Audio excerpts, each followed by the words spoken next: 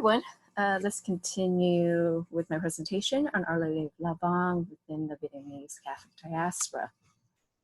So in this next section, I will demonstrate to you how it appears that through Our Lady of Lavang, it appears that the Vietnamese Catholic refugee community, at least in the United States, are being culturally included into the mainstream society. And here, of course, I'm using the word, cultural inclusion as referring to this model right here, model of cultural adaptation within immigration studies. But I will argue that by looking deeper, we actually see that there are Vietnamese Catholic refugees are quite excluded in American society. All right, so let's look at cultural inclusion. So here, this is the Vietnamese Catholic Center in Orange County. As you can see, it has a Catholic cross on top of this pagoda-like, quite oriental architectural design of a Catholic building. So in a way, it seems to represent this intersection between the East and the West, Christianity and Asian culture, right? So, and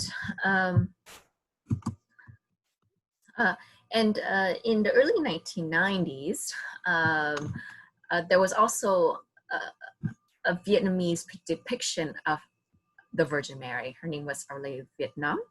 And as you can see here, she is placed actually at the Vietnamese Catholic Center. So in some ways, she's not, how do you say, an exception as a religious female mother, because there are many other forms of Vietnamese religious mother figures, such as Quan Âm or Quan Yin in Vietnamese Buddhism, as well as Yu Chi Kim Mo. She's in Vietnamese religion known as Taoism, which actually I also researched, and also a mother goddess religion, or the way of the mother goddess. So she's not abnormal, right? Our Lady of Lavang, right? She, in a way, kind of fits in with the other religious mother figures. And at the same time, as a Catholic figure, she is not out of the ordinary in the sense that, like, she's representing an ethnic group within the Catholic Church. We have many representations of the Virgin Mary of different ethnicity, such as Our Lady of Korea, which is actually quite popular in Orange County as well. And of course, a very well-known cultural representation of the Virgin Mary is Our Lady of Guadalupe in the United States, right? And so again, Our Lady of Lavang in a way fits in that multicultural fabric of Catholicism, right? She's not out of the ordinary. And perhaps that's why the Catholic diocese in Orange County allowed Vietnamese Catholics to Vietnamize the Virgin Mary into their ethnic image here as a Vietnamese woman. So again, it seems like based on this, through Our Lady of Vietnam, it seems like Vietnamese Catholics are being included, right? And in fact, the oftentimes Catholic hierarchy in the United States often point to Our Lady of Vietnam to say, hey, look, see, we are welcoming of different ethnic groups in our religion.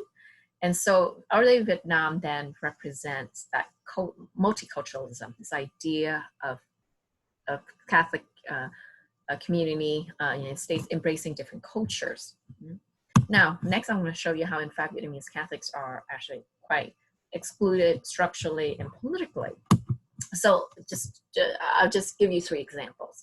So first of all, even though there's an existence of Vietnamese Catholic Center, right here, almost in the heart of the Orange County, however, Vietnamese Catholics are not allowed to conduct religious rituals and sacraments at the Catholic Center, including Sunday masses, which can also be held on Saturdays in the afternoon or early evenings, weddings, funerals.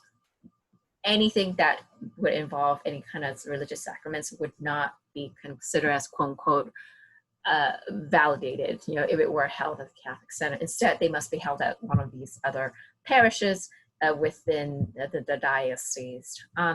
And Vietnamese Catholics, tell me the reason why they're not allowed to hold any of these religious ritual sacraments of the Vietnamese Catholic Center is because the church wants them to donate money to the other parishes within the diocese.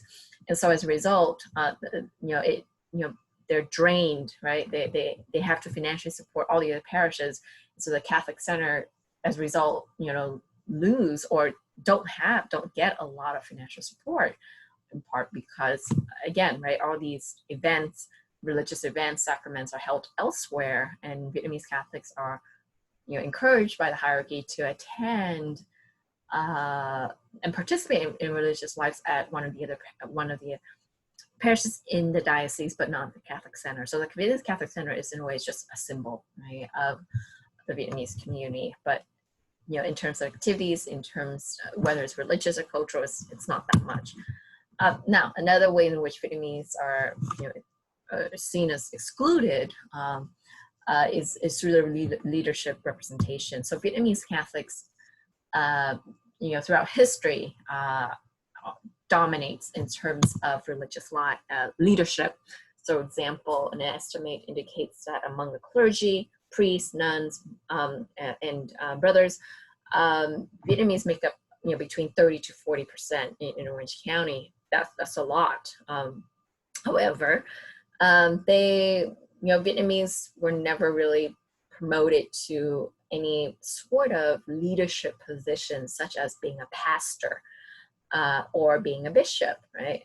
Because those positions, comes with a lot of authority within the church. And so it wasn't until 2003. So that's about, let me see. So 1975 is when Vietnamese first arrived in the United States in large numbers. 2003 is about, 28, almost 30 years later, that finally Vietnamese Catholics in Orange County have someone in relatively high position who was Auxiliary Bishop Dominic Luong. And then follow him was another Vietnamese Auxiliary Bishop, An Thái Nguyen. And Auxiliary Bishop is a second in line to the bishop. So he's not number one, but he's number two. At least. But I mean, it took a long time, right? That finally they are able to be represented in a leadership positions. And that's quite important because, and that relates to the next slide. Hold on. Okay, it relates to politics, specifically homeland politics.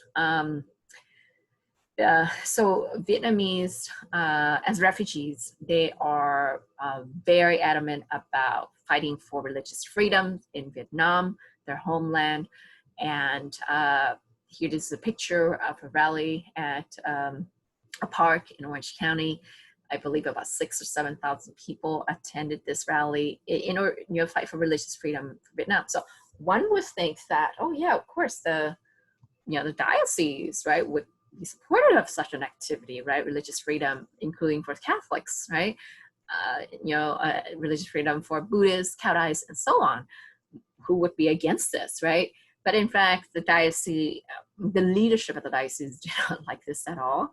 And the person who organized this rally, he was a Vietnamese priest, and he was quietly removed from his position as director of Vietnamese Catholic Center. And so he told me that he would be removed. So then I left for my field work in Cambodia. I came back, hoping to look for him, but now, by that time he disappeared. I don't know where he was anymore.